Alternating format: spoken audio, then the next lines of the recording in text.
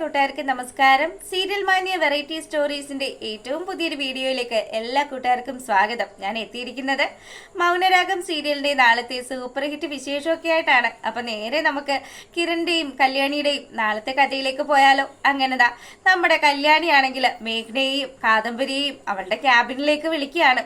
അപ്പൊ മേഘ്നയെ ഭയങ്കര സങ്കടമൊക്കെ ആയിരുന്നല്ലോ. ഇപ്പൊ മേഘ്നയുടെ ആ ഒരു സങ്കടമൊക്കെ മാറി വരുന്ന ആ ഒരു സമയമായതുകൊണ്ട് തന്നെ കല്യാണി മേഘ്നയോട് കുറച്ച് സത്യങ്ങളൊക്കെ തുറന്നു പറയുകയാണ്. അപ്പം കല്യാണിയുടെ ആ ഒരു തുറന്നു പറച്ചിൽ കേൾക്കുമ്പം മേഘ്നയാണെങ്കിലും ഞെട്ടി ഇങ്ങനെ ഇരിക്കുകയാണ്.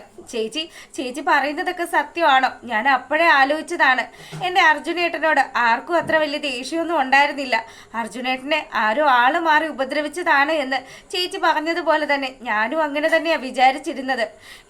ഇനിയിപ്പോൾ എന്താ ചേച്ചി ചെയ്യുക? നഷ്ടപ്പെട്ടതൊക്കെ നഷ്ടപ്പെട്ടു പോയില്ലേ എന്നൊക്കെ പറഞ്ഞ് അവൾ കരയാൻ തുടങ്ങുന്ന ആ ഒരു സമയം നമ്മുടെ കല്യാണിയാണെങ്കിലോ എൻ്റെ സോണിയുടെ ജീവിതത്തിൽ സംഭവിക്കേണ്ടിയിരുന്ന ദുരന്തമാണ് അത് വഴി മാറി നിന്റെ ജീവിതത്തിലേക്ക് വന്നത്. അതുകൊണ്ട് നീ എനിക്ക് എൻ്റെ സോണിയെ പോലെ തന്നെ അനുജത്തിയാണ്. നിന്റെ എല്ലാ കാര്യങ്ങളും ഈ ചേച്ചി നടത്തി തരൂ എന്നൊക്കെ പറഞ്ഞ് നമ്മുടെ മേഘ്നയെ ഇങ്ങനെ കല്യാണി ആശ്വസിപ്പിക്കുകയാണ്. അപ്പം കല്യാണി പറയുന്നുണ്ട്, നീ നിനക്ക് ആവശ്യമുള്ള സാധനങ്ങളൊക്കെ പോയി പർച്ചേസ് ചെയ്തോ, കടയിലെ കാര്യങ്ങളും ബില്ലും ഒക്കെ കിരണേട്ടൻ സെറ്റിൽ ചെയ്തോളൂ എന്നും പറഞ്ഞ് മേഘ്നയെ പറഞ്ഞു വിടുന്ന ആ ഒരു സമയം കാദംബരിയോട് തനിച്ചായിട്ട് കല്യാണി ആ ഒരു കാര്യം പറയുക, മേഘ്നയെ എന്നെ നോക്കുന്നത് പോലെ തന്നെ നോക്കണേ ചേച്ചി, അവളുടെ എന്താവശ്യം വന്നാലും ചേച്ചി കൂടെ നിൽക്കണം കേട്ടോ എന്നൊക്കെ പറയുമ്പം കാദംബരി അതെല്ലാം നീ പറഞ്ഞതുപോലെ തന്നെ ഞാൻ നോയിക്കോളാം എന്നും പറഞ്ഞ് നമ്മുടെ കല്യാണിക്ക് വാക്ക് കൊടുക്കുകയാണ്. പിന്നീടാണെങ്കിലോ നമ്മളെ കാണിക്കുന്നത് ശാരിയാണെങ്കിലും സരയുനെ വിളിച്ച് സംസാരിക്കുക. അപ്പം സരയു ആണെങ്കിലോ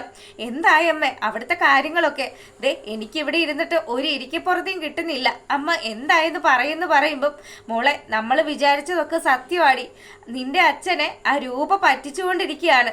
ഞാൻ വിചാരിച്ചത് രാഹുലേട്ടൻ പറഞ്ഞതനുസരിച്ചാണ് അവൾ ഇവിടെ സേനന്റെ അടുത്ത് പെരുമാറുന്നത് എന്നൊക്കെയാണ്. അമ്മ പറഞ്ഞതല്ലേ മോളോട്, അച്ഛൻ മെന്റൽ ഹോസ്പിറ്റലിൽ കിടന്ന സമയത്ത് രൂപാന്റിയും അതുപോലെ നിന്റെ അച്ഛനും കൂടി സംസാരിച്ച കാര്യങ്ങളൊക്കെ. അപ്പം അതൊന്നും അങ്ങനെയൊന്നും അല്ല മോളെ കാര്യങ്ങള്. നിന്റെ അച്ഛനെ രൂപ നല്ല രീതിയിൽ പറ്റിക്കുക, അവളിവിടെ സേനനുമായിട്ട് ജീവിതം ആഘോഷമാക്കിക്കൊണ്ടിരിക്കുക. എന്തായാലും അമ്മ അങ്ങോട്ട് വരുന്നതിന് മുന്നേ രൂപയുടെ മുഖത്ത് നോക്കി രണ്ടെണ്ണം പറയണമെന്നും പറഞ്ഞ് സരയുവിനോട് ഫോണിൽ സംസാരിച്ച് നമ്മുടെ ശാരിയാണെങ്കിൽ ഫോൺ കട്ട് ചെയ്യാണ്. പിന്നീടാണെങ്കിലോ നേരെ രൂപയുടെ അടുത്തേക്ക് ചെല്ലുക ശാരിയുടെ വരവും മട്ടും ഭാവവും ഒക്കെ കാണുമ്പോഴത്തേക്കിന് രൂപ ചോദിക്കുന്നുണ്ട്, അല്ല ഏട്ടത്തിക്ക് എന്തോ പറ്റി, എന്താ ഒരു ദേഷ്യഭാവമാണല്ലോ എന്ന് ചോദിക്കുമ്പം, അതെ നീ ഇത്രയും കാലവും എന്നെയും എൻ്റെ ഭർത്താവിനെയും ഒക്കെ ചതിക്കുമല്ലായിരുന്നോടി എന്ന് ചോദിക്കുമ്പം, ഞാൻ എന്ത് ചെയ്തെന്നാ ചേച്ചി പറയുന്നത്? അതെ എനിക്ക് മനസ്സിലായി, നിന്റെ ഈ നാട്യമൊന്നും ഇനി എൻ്റെ അടുത്ത് വേണ്ടാന്നും പറഞ്ഞ് ശാരി അറിഞ്ഞ കാര്യങ്ങൾ മുഴുവനും രൂപയുടെ മുഖത്ത് നോക്കി വിളിച്ചു പറയാണ്. അപ്പൊ രൂപയാണെങ്കിൽ, ചേച്ചി എന്നോട് രാഹുലേട്ടൻ പറഞ്ഞതനുസരിച്ചാണ് ഞാൻ കാര്യങ്ങളൊക്കെ ചെയ്യുന്നത്, ചേച്ചി വെറുതെ എന്നെ തെറ്റിദ്ധരിക്കുന്നതാണ് എന്നൊക്കെ പറയുന്നുണ്ടെങ്കിലും നമ്മുടെ ശാരി അവിടെ നിന്ന് ഇവരുടെ സംഭാഷണങ്ങളൊക്കെ കേട്ടത് കൊണ്ട് തന്നെ ശാരിക്ക് ഇവർ തമ്മിലുള്ളത് ഏത് രീതിയിലുള്ള ബന്ധമാണ് എന്നൊക്കെ മനസ്സിലായി. അപ്പം രൂപയാണെങ്കിലോ ശാരിയോട് അത്യാവശ്യം പറഞ്ഞു കൊടുക്കാവുന്ന രീതിയിലൊക്കെ പറഞ്ഞു കൊടുക്കുന്നുണ്ടെങ്കിലും ശാരി രൂപ പറയുന്ന ഒരു വാക്ക് പോലും കേൾക്കാതെ അവള് ഒരേ ഒരു ചോദ്യം ചോദിക്കുക, നിന്നെ പൊന്നുപോലെ നോക്കിയതല്ലേടി എൻ്റെ രാഹുലേട്ടൻ, ആ രാഹുലേട്ടന്റെ ചങ്കിന് തന്നെ നിനക്ക് കത്തി ഇറക്കാനായിട്ട് എങ്ങനെ തോന്നിയെന്ന് ചോദിക്കുക. പെട്ടെന്ന് തന്നെ രൂപ പറയുന്നുണ്ട്, ചേച്ചി രാഹുലേട്ടൻ പറഞ്ഞതുപോലെ തന്നെയാ ഞാൻ കാര്യങ്ങളൊക്കെ നോക്കുന്നത്. നിങ്ങൾക്കറിയാലോ എന്നെ എങ്ങനെയാണ് ഈ സേനൻ ചതിച്ചതെന്നും ഞാൻ എത്ര വർഷം സേനനെ പിണങ്ങി നിങ്ങളുടെ കൂടെ നിന്നതും എന്നുള്ള കാര്യമൊക്കെ. അതുകൊണ്ട് എനിക്ക് പറയാനുള്ളത് ചേച്ചി ദയവ് ചെയ്തൊന്ന് കേൾക്കണമെന്നും പറഞ്ഞ് രൂപയാണെങ്കിൽ ഇവർ തമ്മിൽ ഒരു ബന്ധവും ഇല്ലാത്ത രീതിയിലൊക്കെ പറഞ്ഞൊപ്പിക്കാൻ ശ്രമിക്കുന്നുണ്ട്. പക്ഷേ ശാരി തൻ്റെ കണ്ണുകൊണ്ട് കണ്ടതും അതുപോലെ കേട്ടതുമായിട്ടുള്ള കാര്യങ്ങളിൽ ശാരി ഉറച്ചു നിൽക്കുകയാണ്. ഞാനേ ഇവിടുന്ന് നേരെ പോകുന്നത് രാഹുലേട്ടന്റെ അടുത്തേക്കാണ്. അവിടെ ചെന്ന പാടെ തന്നെ എല്ലാ സത്യങ്ങളും ഞാൻ അദ്ദേഹത്തോട് പറയും. അറിയാലോ പിന്നെ, നിന്നെയും നിന്റെ ഭർത്താവിനെയും അങ്ങനെ ജീവനോടെ വെച്ചേക്കില്ലടി. നീ ഇനി എന്തായാലും ഇങ്ങനെ സന്തോഷത്തോടു കൂടി ജീവിക്കാമെന്ന് സ്വപ്നത്തിൽ പോലും വിചാരിക്കണ്ട എന്നും പറഞ്ഞ് ശാരി നമ്മുടെ രൂപയുടെ മുഖത്ത് നോക്കി വെല്ലുവിളിച്ച് ആ വീട്ടിൽ നിന്നും ഇറങ്ങുകയാണ്. ഇപ്പം ഈ സമയത്താണെങ്കിലോ രൂപയ്ക്ക് ഭയങ്കരമായിട്ട് ടെൻഷനായി. ഈശ്വര, ഇത്രയും കാലം ഏത് സത്യമാണോ ആ രാഹുൽ അറിയരുതെന്ന് വിചാരിച്ചത്, ആ സത്യങ്ങളൊക്കെ തന്നെ ഇതാ ഇപ്പൊ ശാരി കണ്ടെത്തിയിരിക്കുന്നു. അപ്പം ശാരി കണ്ടെത്തിയാൽ അത് രാഹുൽ കണ്ടെത്തിയതിന് തുല്യമാണല്ലോ. അതുകൊണ്ട് തന്നെ രൂപ ഇനി എന്റെ സേനൻ ചേട്ടന് എന്തെങ്കിലും പറ്റൂ എന്നുള്ളൊരു പേടിയിൽ അങ്ങനെ വളരെ സങ്കടത്തിൽ നിൽക്കുന്ന നമ്മുടെ രൂപയുടെ അടുത്തേക്ക് കിരൺ വരികയാണ്.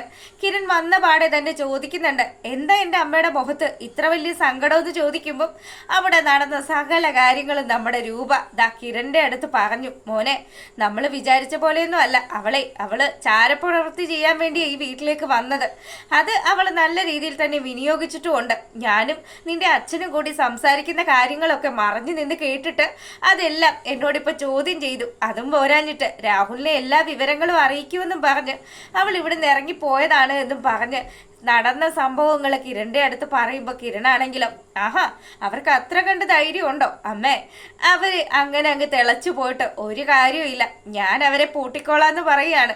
അപ്പൊ കിരണിന്റെ കയ്യിൽ എന്തൊക്കെയോ ശാരിയെ ഒതുക്കാനായിട്ടുള്ള കാര്യങ്ങളുണ്ട് എന്ന് നമ്മുടെ രൂപ മനസ്സിലാക്കുമ്പോഴത്തേക്കിനും രൂപയ്ക്ക് സമാധാനമായി. മോനെ, അമ്മ നിന്നെ വിശ്വസിച്ച് ഇവിടെ ഇരിക്കുകയാണ്. നിനക്കറിയാലോ, എൻ്റെ ആങ്ങളെയാണ് ആ ദുഷ്ടൻ. അവൻ ഈ സത്യങ്ങളൊക്കെ അറിഞ്ഞു കഴിഞ്ഞാൽ പിന്നെ തീർന്നു.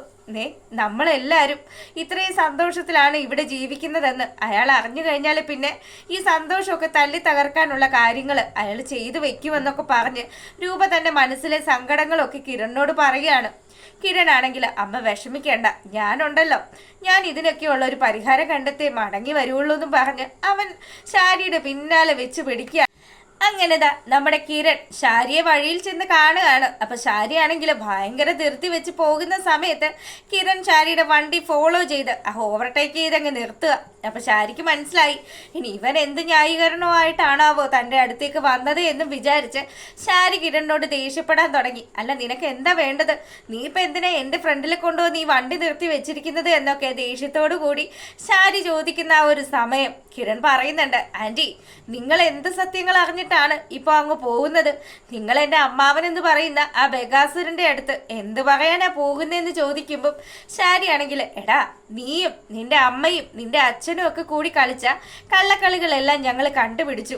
അതിനുവേണ്ടി തന്നെയാടാ നല്ല പിള്ള ചമഞ്ഞ് ഞാൻ നിന്റെ വീട്ടിൽ വന്ന് നിന്നത് എന്നുള്ള കാര്യമൊക്കെ പറയുമ്പം കിരണാണെങ്കിൽ, അതെ, നിങ്ങൾ വന്നത് എന്തിനാണെന്ന് മനസ്സിലാകാതെയാണോ ഞങ്ങൾ അവിടെ നിന്നത്? ഞങ്ങൾക്ക് എല്ലാവർക്കും അറിയായിരുന്നു നിങ്ങൾ നല്ല ഉദ്ദേശത്തിലൊന്നും അല്ല ഞങ്ങളുടെ വീട്ടിൽ താമസിക്കാൻ വന്നതെന്ന്. അതുകൊണ്ട് നിങ്ങൾ അറിഞ്ഞ സത്യങ്ങൾ മുഴുവനും നിങ്ങളുടെ ഭർത്താവിൻ്റെ അടുത്ത് പറഞ്ഞാലും ഞങ്ങളെ ആരെയും ഇത് ബാധിക്കില്ല. എൻ്റെ അച്ഛനും അമ്മയും ഇത്രയും കാലം പിരിഞ്ഞു താമസിക്കാനായിട്ട് കാരണക്കാരനായത് എൻ്റെ അങ്കിളാണ്, അതായത് നിങ്ങളുടെ ഭർത്താവ്. അത് പറയുന്ന ആ ഒരു സമയത്ത് എനിക്ക് നിങ്ങളോട് മറ്റൊരു കാര്യം കൂടി പറയാനുണ്ടെന്ന് പറയുമ്പം ശാരിയാണെങ്കിലും, നീ ഇനി ഒന്നും പറയണ്ട, നീയും നിന്റെ അമ്മയും അച്ഛനും പെങ്ങളും ഒക്കെ കൂടി ചെയ്തു കൂട്ടിയതൊക്കെ ഞാനേ എൻ്റെ രാഹുലേട്ടനോട് പറയും. അത് പറഞ്ഞു കഴിഞ്ഞാൽ പിന്നെ അറിയാലോ, പിന്നെ നീയൊന്നും ഈ ഭൂമിയിൽ ജീവിച്ചിരിക്കില്ല എന്നും പറഞ്ഞ് ശാരി ചന്ദ്രഹാസം മുഴക്കുന്ന ആ ഒരു സമയം നമ്മുടെ കിരൺ ആണെങ്കിൽ, ആൻറ്റി, ഒരുപാട് അങ്ങ് പൊങ്ങി അങ്ങ് പോവല്ലേ? എൻ്റെ അമ്മയും അതുപോലെ തന്നെ അച്ഛനും തമ്മിൽ പിരിയാനായിട്ടുണ്ടായ കാരണം എന്താണെന്ന് ആൻറ്റിക്ക് അറിയാലോ. അതെ, താരാൻ്റെയും എൻ്റെ അച്ഛനും തമ്മിൽ എന്തൊക്കെയോ രഹസ്യ ഇടപാടുണ്ടെന്നാണല്ലോ നിങ്ങളുടെ ഭർത്താവായിട്ടുള്ള രാഹുൽ പറഞ്ഞുണ്ടാക്കിയത്. അതെ, അത് ആരൊക്കെ തമ്മിലായിരുന്നു എന്നുള്ള കാര്യം ആൻറ്റിക്ക് അറിയണമെന്ന് ചോദിക്കുമ്പോൾ ശാരി ഒരു നിമിഷം ഒന്നും മിണ്ടാതെ നിൽക്കുകയാണ്. ഇവൻ എന്താ ഈ പറഞ്ഞു വരുന്നത് എന്നുള്ള രീതിയിൽ ശാരി ഇങ്ങനെ ആലോചിച്ച് നിൽക്കുന്ന ആ ഒരു സമയം കിരൺ ഇത്രയും കാലം ഇവർ മൂടി വെച്ചിരുന്ന ആ ഒരു സത്യം അങ്ങ് വിളിച്ചു പറയുകയാണ്. നിങ്ങൾ എന്താ വിചാരിച്ചു വെച്ചിരുന്നത്? താരാൻ്റെയും നിങ്ങളുടെ ഭർത്താവും കൂടി ഇത്രയും കാലം നിങ്ങളെ പറ്റിച്ചാണ് ജീവിച്ചിരുന്നത്. എൻ്റെ അച്ഛനെയും അമ്മയും അകറ്റാൻ വേണ്ടിയിട്ട് മാത്രമാണ് താര എന്ന് പറയുന്ന ആ ആൻറ്റിയെ ഉപയോഗിച്ച് രാഹുൽ ഈ കള്ളക്കഥ മെനഞ്ഞുണ്ടാക്കിയതും. ആദ്യമൊക്കെ ആ ആൻറ്റി അതിന് കൂട്ടു നിന്നെങ്കിലും ഇപ്പം ആ ആൻറ്റി എല്ലാ സത്യങ്ങളും തുറന്നു പറഞ്ഞിരിക്കുകയാണ്. അതിനോടൊപ്പം തന്നെ ഞങ്ങൾ വേറൊരു സത്യം കൂടി മനസ്സിലാക്കി. അതെന്താന്ന് ശാരി ആൻറ്റിക്ക് അറിയേണ്ടതെന്ന് ചോദിക്കുക. അപ്പൊ ശാരിയാണെങ്കിൽ, നീ ഇനി എന്ത് കള്ളത്തിനാണ് പറഞ്ഞു വരുന്നതെന്ന് ചോദിക്കുമ്പം, നിങ്ങൾ ഇത്രയും കാലവും നിങ്ങളുടെ പുന്നാര മകളായിട്ട് വളർത്തിയ സരയു ആരാണെന്ന് നിങ്ങൾക്ക് അറിയാവോ എന്ന് ചോദിക്കുമ്പം, നീ എന്താ ഇപ്പൊ ഇങ്ങനെ പറയുന്നത്? അവൾ എൻ്റെ മകളാണെന്ന് അത് ഞാൻ നിന്നോട് പ്രത്യേകം പറയണമെന്ന് ചോദിക്കുമ്പം, അവളെ നിങ്ങൾ പ്രസവിച്ച നിങ്ങളുടെ മകളല്ല, അത് താരയ്ക്കും രാഹുലിനും കൂടി ജനിച്ച കുഞ്ഞാണ് എന്ന് പറയുക. അപ്പൊ ഇത് കേട്ട് ശാരിയാണെങ്കിലും മൊത്തത്തിൽ ഞെട്ടിത്തരിച്ച് നിൽക്കുകയാണ്. ഇവൻ എന്തൊക്കെയാണ് ഈ പറയുന്നത്? കിരണെ ജയിക്കാൻ വേണ്ടി ആവശ്യമില്ലാത്ത കാര്യങ്ങളൊന്നും പറയില്ലേന്നും പറഞ്ഞ് ശാരി ശാരിയാണെങ്കിൽ കിരണിനോട് ദേഷ്യപ്പെടുമ്പോഴത്തേക്കിനും കിരൺ പറയുന്നുണ്ട്, അതെ ഞാൻ പറഞ്ഞ കാര്യങ്ങളൊക്കെ സത്യം തന്നെയാണ്. അല്ലെങ്കിൽ നിങ്ങൾ നിങ്ങളുടെ ഭർത്താവിനോട് പോയി ചോദിച്ചു നോക്ക്, നിങ്ങളുടെ വീട്ടിലേക്ക് താര ആൻറ്റി എന്തിനാ കടന്നു വരുന്നതെന്നും അതുപോലെ സരയുവിനെ കാണുമ്പോൾ അവരെന്തിനാ ഇങ്ങനെ സ്നേഹിക്കാൻ ചെല്ലുന്നതെന്നും നിങ്ങളൊന്ന് സാമാന്യ ബുദ്ധി വെച്ച് ആലോചിച്ച് നോക്കെന്ന് പറയുക. ഈ വാർത്തകളൊക്കെ കേട്ട് നമ്മുടെ ശാരി ചങ്ക് തകർന്ന് നിൽക്കുകയാണ്. ശാരിക്ക് എന്ത് ചെയ്യണം, ഇനി എങ്ങനെ മുന്നോട്ട് പോകണം എന്ന് പോലും അറിയാൻ പാടില്ലാത്ത ഒരു സിറ്റുവേഷനിലൂടെ ശാരി കടന്നു പോകുന്നത് കാണിച്ചുകൊണ്ട് ാണ് നമ്മുടെ മൗനരാഗത്തിന്റെ നാളത്തെ വിശേഷം അവസാനിക്കുന്നത്. അപ്പം എന്തായാലും എല്ലാവരും കാണുക, സപ്പോർട്ട് ചെയ്യുക. പിന്നെ എനിക്ക് ചെറിയ ജലദോഷമൊക്കെ ഉള്ളത് കൊണ്ട് എൻ്റെ സൗണ്ടിന് ചെറിയ പ്രശ്നമൊക്കെ ഉണ്ടാവും, എല്ലാവരും ക്ഷമിക്കുക. അപ്പം നമുക്ക് മറ്റൊരു വീഡിയോ ആയിട്ട് കാണാം. കാണുന്നത് വരേക്കും എല്ലാവർക്കും നല്ലൊരു രാത്രിയൊക്കെ ആശംസിക്കുകയാണ്. താങ്ക്